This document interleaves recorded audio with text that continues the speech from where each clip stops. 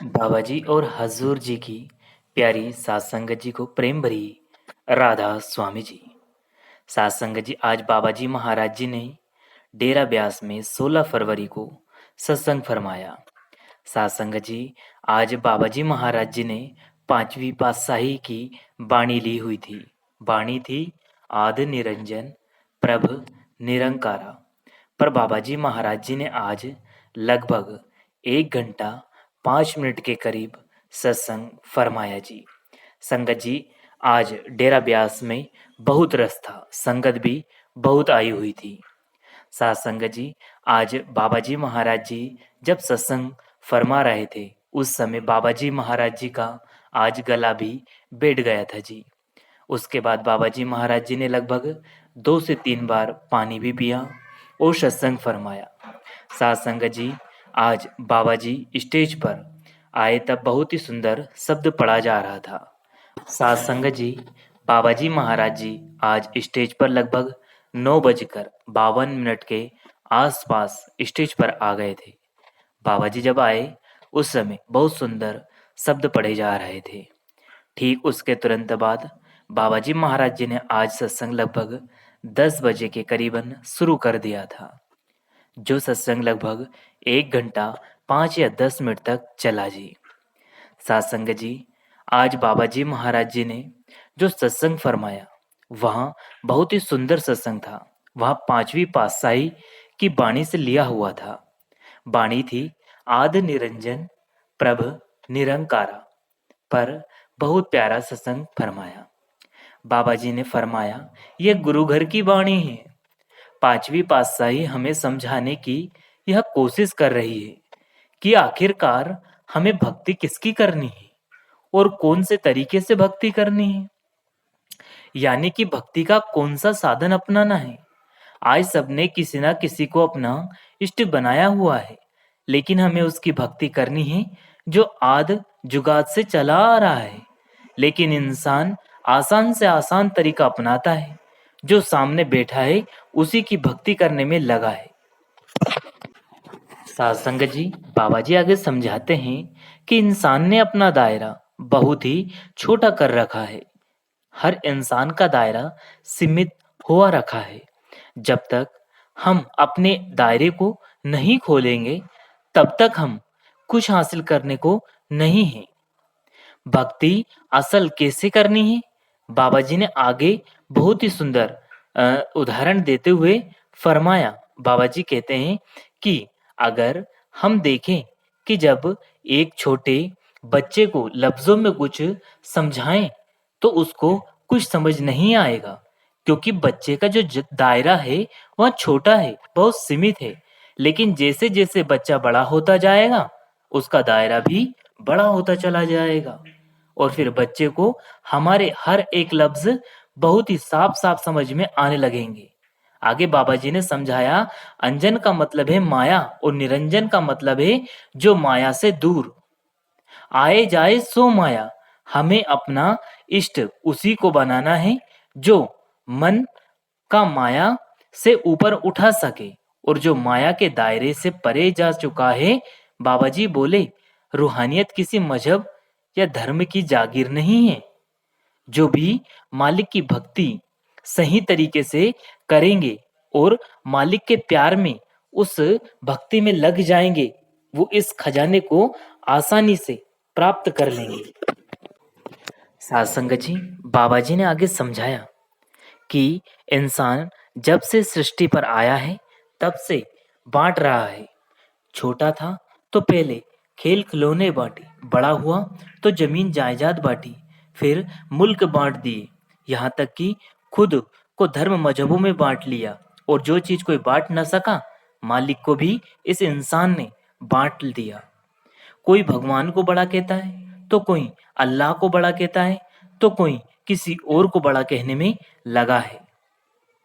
बाबा जी ने आगे समझाया।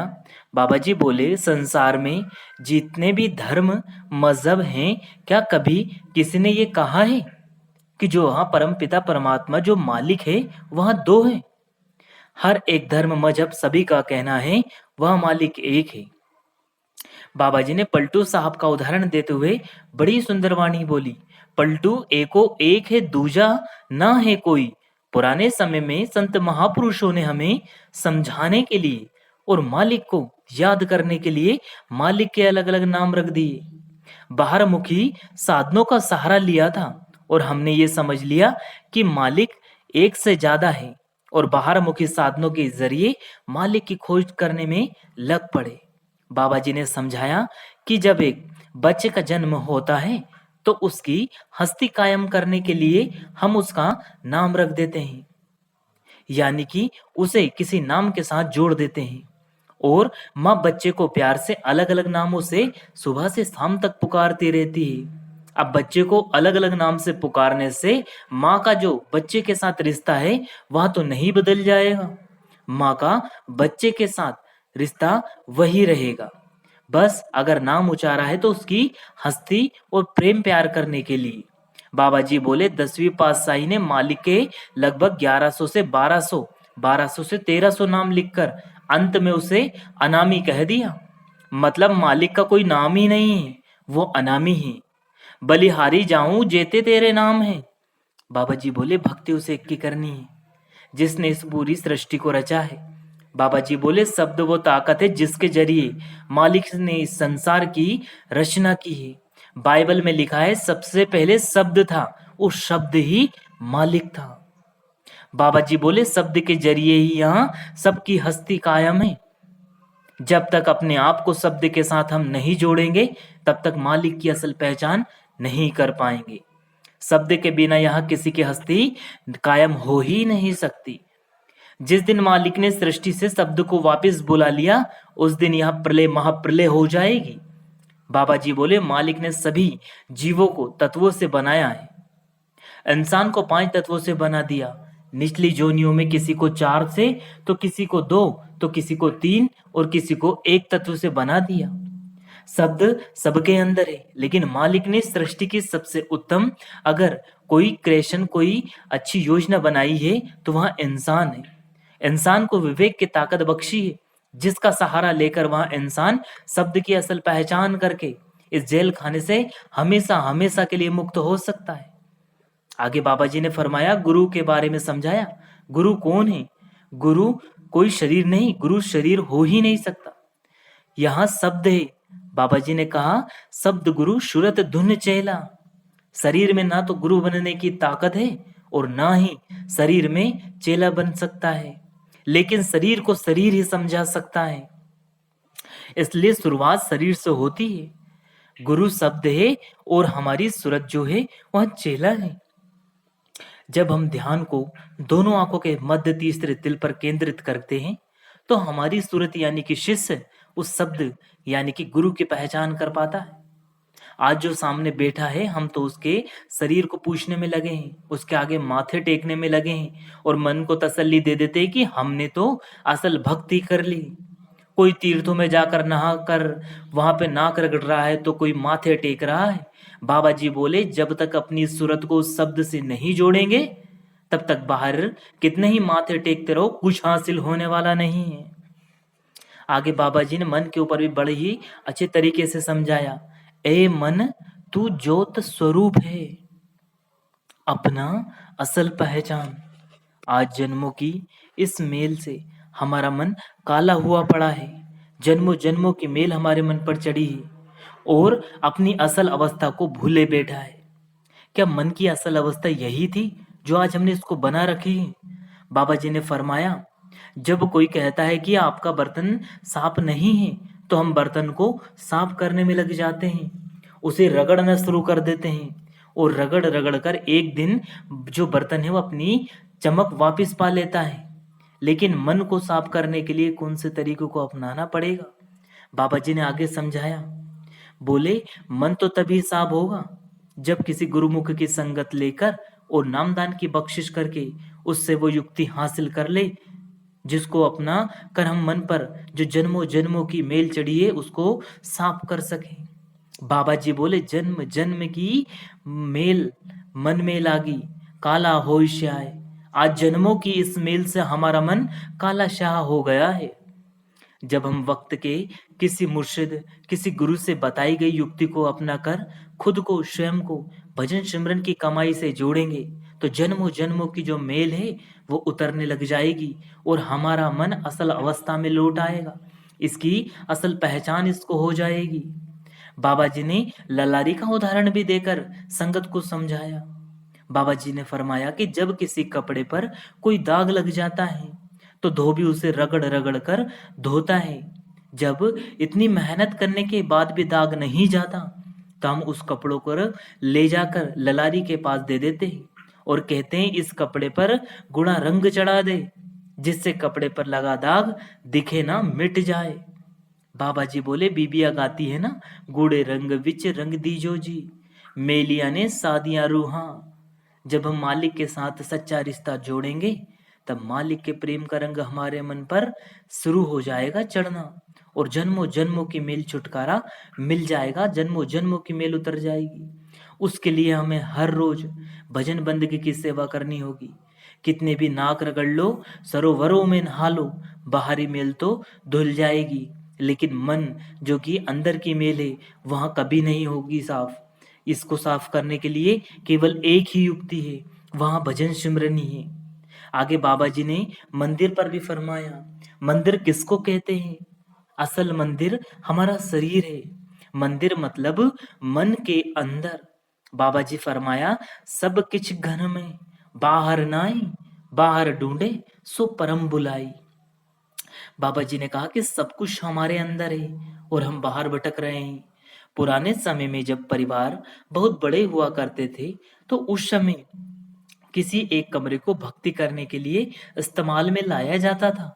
घर के लोग उस कमरे में एकांत में बैठकर परमपिता परमात्मा, उस मालिक की भजन बंदगी किया करते थे। आगे चलकर उस कमरे को मंदिर कहना शुरू कर दिया, फिर मंदिर के मायने ही बदल दिए। आज इंसान मंदिरों में माथे टेकने को असल भक्ति समझ बैठा है। बाइबल में लिखा है we are the temple of God.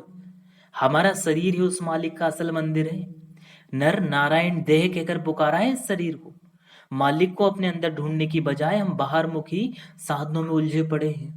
बाबा जी ने बुल्ले शाह का उदाहरण देते हुए तो फरमाई, लख वार जे करे इबादत कदे न बने नमाजी, जेगर प्यार ना हो से पल्ले रब ना हो से राजी। कितने भी माथे टेक लो बाहर, अगर खुद को शब्द के साथ नहीं जोड़ा तो मालिक की खुशी कभी हासिल हो ही नहीं सकती। चाहे जितने आप युक्ति लगा लो, लेकिन मालिक कभी मिलेगा ही नहीं बाहर से। जिसे भी मिला है, जब भी मिला है, अंदर मुख में अंतर्मुख होकर जाकर भक्ति करके ही मिला है। आगे बाबा जी ने दर्शनों पर बहुत ही सुंदर समझाइश देते हुए समझाया, असल दर्शन है क्या? दर्शन एक अवस्था है जिसमें इंसान अपनी सुध बुध खोकर बस उस असल दर्शनों पर टकटकी लगाकर देखता ही चला जाता है। आज हम जिसको दर्शन मानकर बैठे वो दर्शन है ही नहीं, बल्कि अगर हम उसको असल देखें तो सिर्फ वह देखना है। कोई कहता है आज तो बड़े चंगे दर्शन हो गए, कोई गुरु के आगे माथे टेकने लगता है, कोई गुरु की गाड़ी के पीछे भागने को ही असल दर्शन समझ बैठा है। क्या ऐसा करने से हम कभी अपने मकसद में कामयाब हो जाएंगे? गुरुमुख की बताई युक्ति को जब तक असल में हम अमल में नहीं लाएंगे तब तक असल दर्शन के हकदार हम नहीं हो पाएंगे। पीछे दौड़ने से या गुरु की तस्वीर के आगे माथे टेक लेने मात्र से दर्शन ना होने वाले, इससे कुछ हासिल नहीं होगा, सिर्फ मन की तसल्ली है। आगे बाबा जी ने जात पात धर्म के बारे में फरमाया, इंसान ने अपने स्वार्थ के लिए अपने आप को अलग अलग जात धर्म मजहबों में बांट लिया। पुराने समय में काम के आधार पर जातें बताई गई थी। सबसे ऊंचा दर्जा पंडित को दे दिया, दूसरा दर्जा सैनिक को दे दिया, तीसरा दर्जा दुकानदार को दे दिया, चौथा दर्जा किसान को और हाथ से काम करने वालों को दे दिया। बाबा जी ने फरमाया तो हम सब उस एक ही मालिक की संतान हैं। अपने स्वार्थ के लिए हमने दूसरों को अपने से छोटा बता दिया। परमार्थ में ना तो कोई बड़ा है और ना ही कोई छोटा। यहाँ उसके घर हमारी असल पहचान हमारी जात या धर्म से नहीं होगी। अमला ऊते होंगे नवेड़े खड़िया रेन किया जाता, वहां उसके घर नाम की कमाई से हमारी असल पहचान होगी। बाबा जी ने आगे कहा, नानक के घर केवल नाम। बाबा जी बोले सत्संग में हम सिर हिला देते हैं हाँ में, लेकिन जब यहाँ से हम वापस जाते हैं तो बच्चों के रिश्ते, जो बच्चे रहते हैं उनके रिश्ते के टाइम हम सबसे पहले जात पूछने लग जाते हैं। फिर हमारे सत्संग पर आने पर क्या फायदा? अगर सत्संग को अमल में नहीं लाएंगे तो हम रूहानियत की तरफ बढ़ ही नहीं पाएंगे।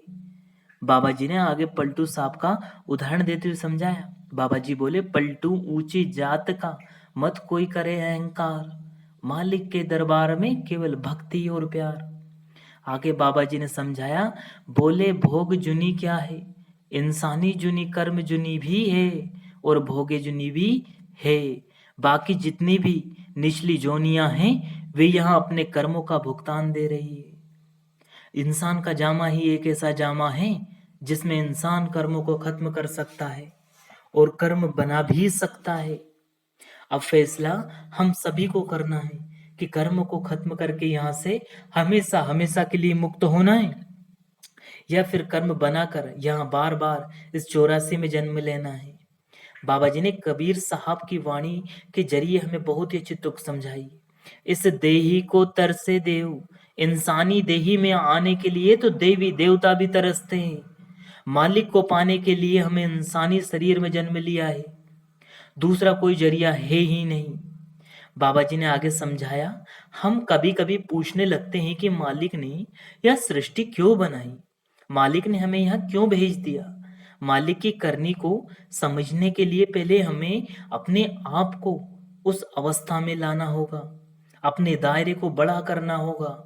जब हम खुद को मालिक के लायक बनाएंगे तब कहीं जाकर हम उस परमपिता परमात्मा, उस मालिक की असल पहचान कर पाएंगे। तो साथ संगत जी, आज बाबा जी महाराज जी ने बड़ा ही सुंदर सत्संग फरमाया। बाबा जी महाराज जी जब सत्संग फरमा रहे थे उस समय लगभग 1 से 2 बार बाबा जी महाराज जी का आज गला भी बैठ गया। बाबा जी ने फिर भी संगत को बहुत ही प्रेम प्यार से सत्संग दिया और बाबा जी महाराज जी ने संगत को बहुत ही प्रेम प्यार से परमार्थ के बारे में समझाने में कोई भी कोर कसर नहीं छोड़ी। आगे बाबा जी ने बहुत ही सुंदर तरीके से समझाया कि हम मालिक की पहचान करने चले हैं, पहले हमें अपनी खुद की स्वयं की पहचान तो हो, तब जाकर मालिक की हम पहचान कर पाएंगे। बाबा जी ने कहा, बाइबल में भी लिखा है, God made man in his one image, मालिक ने इंसान को अपनी सूरत पे बनाया है। आगे बाबा जी ने समझाया, आज जो कुछ भी हमारे साथ हो रहा है या जो कुछ भी होने वाला है या जो भी होगा वो सब कुछ मालिक की बख्शिश से, मालिक की मर्जी से होगा। हमें मालिक से कुछ मांगना नहीं चाहिए, हमें अपना बर्तन साफ रखना है। आज हमारा पूरा जोर मांगने के ऊपर लगा पड़ा है, क्या मालिक ने हमें भिखारी बनाकर भेजा था? बाबा जी ने बोले कि बस बरसात के पानी को भरना है तो बर्तन को सीधा भी रखना पड़ेगा और साफ भी रखना पड़ेगा। अगर बर्तन गंदा हुआ तो बरसात का पानी भी गंदा हो जाएगा। बाबा जी बोले, अगर हम अपने बर्तन को साफ रखेंगे, खुद को उसके हुक्म में रखेंगे, उसके लायक बनाएंगे तो हमें भी मालिक से मांगने की कभी जरूरत ही नहीं पड़ेगी। मालिक अपने आप हमारे बर्तन को भर देगा। आगे बाबा जी ने कर्मों पर भी बहुत चेतावनी दी। बाबा जी बोले, आज हमारा सबसे करीबी रिश्ता हमारे माता पिता के साथ है, लेकिन माता पिता भी हमारे अपने कर्म से मिलते हैं। और ना ही बाबा जी ने वह कहा कि जो माता पिता हमारे करीब रहते हैं वह भी हमारे कर्म नहीं ले सकते। कर्मों का हिसाब तो अटल है, कर्मों का हिसाब तो हमें अपने आप को ही देना पड़ेगा। हम कह देते हैं कि किसी बाबे के डेरे में जाएंगे तो हमारे कर्म खत्म हो जाएंगे। बाबा जी बोले, कर्मों का कानून अटल है, ना कोई कर्म को ले सकता है और ना ही कोई बाबा, कोई संत महात्मा हमारे कर्म खत्म कर सकता है, ना हम किसी दूसरे के कर्म को ले सकते हैं। संत महापुरुष हमें जो युक्ति सिखाते हैं जिसको अपना कर हम अपने कर्मों का भुगतान जल्दी से जल्दी और आसानी से कर सकते हैं। लेकिन अगर हम ये सोचकर बैठ जाएं कि ये युक्ति हासिल करके कर्म से बच जाएंगे तो ये तो हमारी सबसे बड़ी भूल है। उस तरीके को अपनाकर हमें अपने आप को मालिक के साथ जोड़ना है, मेहनत करनी है, उसके बाद मालिक हमें वह दाद बख्शेगा जिससे हम कर्मों का हिसाब बिल्कुल आसानी से खत्म कर देंगे। बाबा जी बोले, काल कौन है? काल मालिक का सेवक है। जब मालिक ने सृष्टि की रचना की थी तो काल को सेवा दे दी, सबका हिसाब किताब चल, काल तो अपनी ड्यूटी निभा रहा है और अगर हमें आज़ाद होना है, यहाँ से मुक्त होना है, इस 84 से ख़त्म करना है, तो हमें भी अपनी ड्यूटी पूरी ईमानदारी से निभानी होगी। आखिर में बाबा जी ने समझाया, कलयुग में हमें नाम की कमाई करनी है, अपने आप को शब्द के साथ जोड़ना है। नाम के साथ नहीं जुड़ेंगे तो नाम के बिना हमारी कोई हस्ती ही नहीं। आगे बाबा जी ने कहा, नाम नानक के घर केवल नाम। इसके बाद संगत बड़े ही प्रेम प्यार से बाबा जी महाराज जी का सत्संग सुन रही थी और बीच बीच में भावुक भी हो गई। तो साथ संगत जी, आज बाबा जी महाराज जी ने 16 फरवरी को डेरा ब्यास में बड़ा ही सुंदर सत्संग फरमाया। बाबा जी ने कई चेतावनी दी। आज बाबा जी महाराज जी का लगभग 1 से 2 बार गला भी बैठ गया, लेकिन बाबा जी महाराज जी ने आज पूरा सत्संग बड़े ही प्रेम प्यार से फरमाया। संगत जी, आप जी के चरणों में विनती है, अगर वीडियो पसंद आया हो तो वीडियो को लाइक करें, शेयर करें, कमेंट बॉक्स में राधा स्वामी लिखकर भजन सिमरन का सफर यूट्यूब चैनल को आप सब्सक्राइब करें और बेल आइकन को ऑल पे प्रेस कर ले, जिससे कि आपको ऐसे लेटेस्ट वीडियो मिल सके जी। अंत में आप सभी को प्रेम भरी राधा स्वामी जी। फिर मिलेंगे आपसे किसी और वीडियो में, तब तक आप जी अपना और अपनों का ध्यान रखें। शुक्रिया, टेक केयर, राधा स्वामी जी, धन्यवाद।